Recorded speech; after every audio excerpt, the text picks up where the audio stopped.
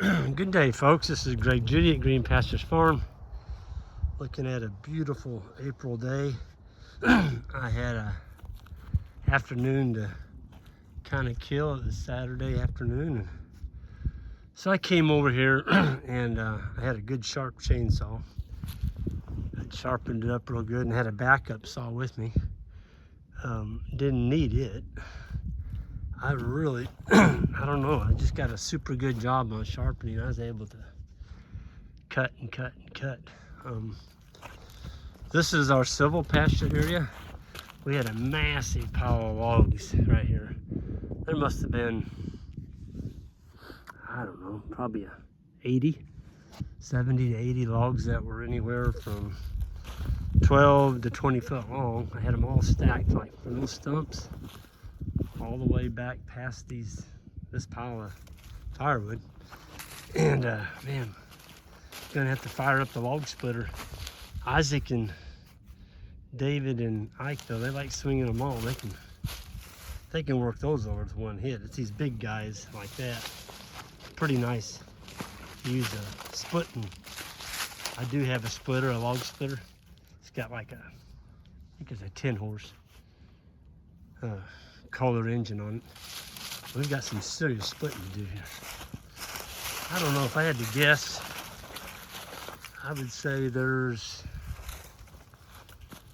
oh gosh, there's probably 10 to 12 pickup loads right there.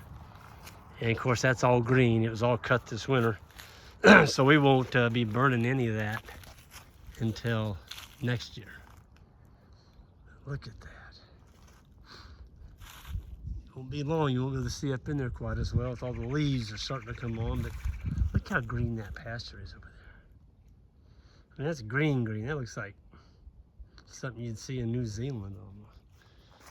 But I tried to bring the tractor over here, oh, it was probably a month ago, with the grapples, and it's just too spongy in here. I left a little bit of some ruts, and so I just stopped. But there's still, here's the scary part. That's only half of the wood. The other half is still over here in the form of logs. We got to get all these commingled together. This is going to be our new silvopasture area. Yeah, somebody flew off of the road. Yeah, I'll just put it over here and get it on the way back. I got my trusty Kevlar. Folks, if you're going to cut firewood or any type of trees, you know, get you some Kevlar britches. These have got the good snaps on the back, the tree snaps, adjustable adjustable waist. And yeah, there is a lot of trees left back here. My goodness. I don't know if I've got half of them out yet. Holy moly. Now some of those over there, there's a few big ones that Isaac cut down. There's a few logs in there, but most of this is firewood. You know, it's 6 inches, 6 to 8 inches. It's not big enough to saw. We've already taken all the shiitakes. We ended up getting, there's 1,000, 1,100 shiitake logs out of here. Got a pile of saw logs over there. I think there's still another 8 or 10 in here that'll go in that pile over there. But we're gonna mill those up on our wood miser. This is gonna be interesting though. I'll get that grapples in here when the ground gets dry. I'm just not gonna rut up the field. I'll get these logs out of here, put them over there by that stack of firewood. I'm just gonna keep it all together right there. I've got room to go on up, clear up that hill all the way to that pile of logs.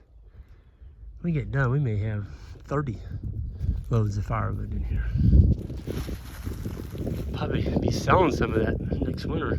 But the grapples make such short work out of this. You can just grab that pile, get on the uphill side, and just start pushing and take it all down into that draw down there. And some of this we may make rabbit some of it we may make into a good bonfire and have weaning roast. But you got to get it out of here. You just can't leave it. You know, you got to be able to get the cattle in here and unroll hay, and with all this stuff in the way, you just can't do anything. So that's kind of where it's at. But I'm guessing, man, there's at least another 100 logs in here to cut up into firewood. Probably, well, now see, there's a nice one right there. We can meal that one. That's a 16 footer. There's another one in the middle over there. That's a 16.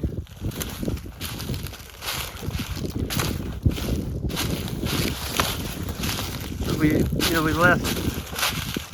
There's a stump that got cut off. Oh man, Isaac might have ran out of gas on that one. Ooh, you got her cut all the way around though. It's almost through. That'd make some firewood. I wouldn't want to split that with a splitting maul though, my goodness. But that log splitter we got will make quick work of that.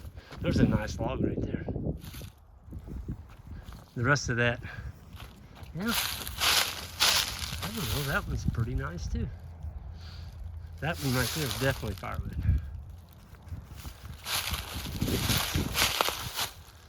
Yeah, Isaac and Connor and David and I worked on this winter.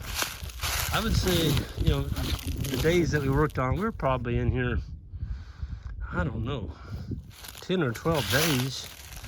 And we would cut, you know, after chores in the morning, and we'd quit at about 4 o'clock. So we'd cut on it. Sometimes we didn't get over here till after lunch. So we cut like from 1 to 4. It looks a lot better. We really took out a lot of trees, and the ones we left now we'll be able to take off and grow. And we left, there's one right there. It's one of those twins. We'll end up taking that one out because it's competing with that white oak. And those twins like that don't amount to too much. There's some nice trees left in here. If you look up above, see we've got some opening now for the sun to come down in here to the forest floor. And once we unroll hay in here and bring the cows in here, we're gonna lock them in here. I'll make a video of it once we get it all ready. We still got a lot of work to do in here before we bring cows in here. There is a lot of wood, but it's definitely a good first stab at it. And I know the boys had a good time doing it. It's something, you know, this is something you can do on a cold day. If you're dressed right, you can work hard and you don't really work up that much of a sweat. If you're dressed right. And if you get too many clothes on, you'll be soaking wet and you'll listen in probably 10 minutes, but yeah. So next summer or next winter, to get all this cleaned up, that's where we stopped right there. We still got another 1/4 mile, you know, maybe not a quarter, I bet it's 200 yards to the creek down there, and it's just junky trees like these were. But there's a few good ones in there. They're just being crowded so bad that they can't grow. We counted some rings on some of these trees. There were 70 rings, and the trees weren't over 10 inches. 70 years old, 10 inches. Too crowded. There's a nice tree. I bet that sucker would take off and start growing now. There's another nice one. We left a lot of nice trees in here. It's just kind of weird. This is a true black walnut, not black walnut, black oak wood. I mean, almost every tree in here is black oak. There's a few red oaks. Not very many. And there was a few white oaks, even fewer white oaks. But, you know, I like burning black oak. I love using black oak for shiitake logs because the bark is tight. It drills real well, and a real shaggy tree, when you try and drill it and put spawn in it, it eats up a lot of your wax because it takes a lot of wax to seal it. I mean, that leaves just a beautiful little hole in there. Makes it so easy to put spawn in. And then we ended up with, there's probably around 150, 200 logs like this that were a little bit too big for shiitakes. And those would be the logs that we put underneath our bales. Because we've got a bunch of logs we need to retire. And we put bales on 28 inches apart, like a cradle, and then we put a big round bale on that. And it saves you thousands of dollars. You know, if you're stacking 100 of them, and you lose 30% on every bale because you just left it laying on the ground. The cost of fertilizer today and the cost of what bales are going to cost this coming year, I think you need to be looking at that. Don't let the bottom of your bale rot just because you didn't want to put a couple poles underneath it. You can use pallets. Some people use plastic pallets. If I had access to some of those big old heavy plastic pallets, I'd use them because those darn things don't rot. Use them year after year after year. But anyway, I'm gonna get going here. I've still got a few things I need to do, but just wanted to show y'all what I've been working at. Oh, I wanted to show you the saw. This little saw, guys, ladies. I've got a couple, well, I've actually got 3 of them. Just the MS261C. This is the Pro model. That is one cutting little saw. And you can put a half a pint of gas in that, and it darn thing will run for, well, 20 minutes, full blast. And in 20 minutes with a sharp chain, you can cut a lot of firewood. And it doesn't wear you out like the big saws do. I mean, that saw right there only weighs like maybe 10, 12 pounds. Those big saws, you know, they're 16, 18, 20 pounds. Your back and your legs and your arms are just wore out. I think I ran 4 tanks of gas through that today. So I'm done. I don't want to cut anymore. That's a workout. So folks, I'm going to get out of here. Everyone have a good one. And I'm going to be seeing a bunch of y'all at the grazing school here pretty soon. That's coming up here in a couple of weeks. And it's green here in Missouri. We got rain and things are good here on the farm. Have a good one.